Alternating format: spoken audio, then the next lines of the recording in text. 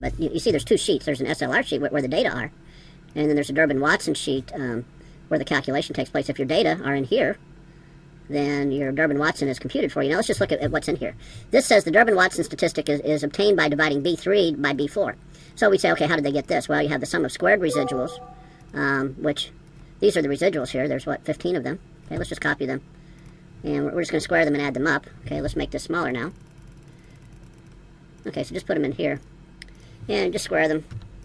There's probably a formula for squaring, but I just always do it like this. And then you're just going to copy that formula, paste it here, and then you're going to sum them up there, and you're going to get 11.39. Okay, so that's where they got the sum of squared residuals. Now the next part is not so easy to understand, but let's take the residuals again.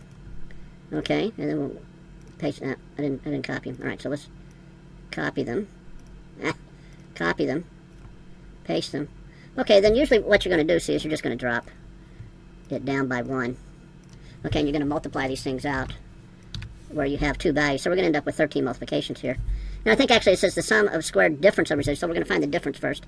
And this is equal to this minus this, okay?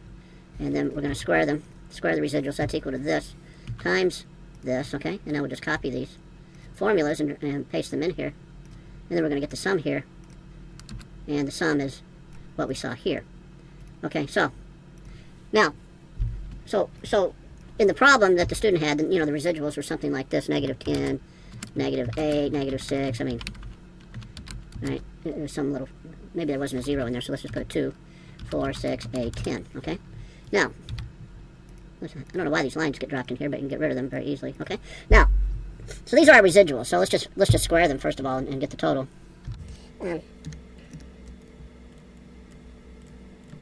Be a very big value here, 440, so we'll put 440 here. Well, let's put 440 here to mean that it's the same value as that, okay?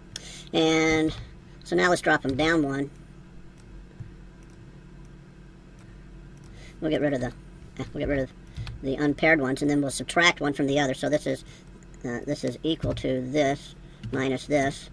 Okay, copy. Now let's square it first, okay? And this is equal to this times this. Just copy both of those. Okay, I don't know why they always do this justification. Okay, so now we're just going to get the total here. That's 48. Okay, and then we'll just copy this formula here, and then we get the value in the problem, which is 1/10, essentially 0.11. Okay, so that's Durbin-Watson is just a shifted evaluation of residuals to see if the residuals are correlated with themselves, and you know, that's all you're doing. It's a very simple process. You don't need to have a fancy program to do anything like that. You can do it by hand, as I showed you here.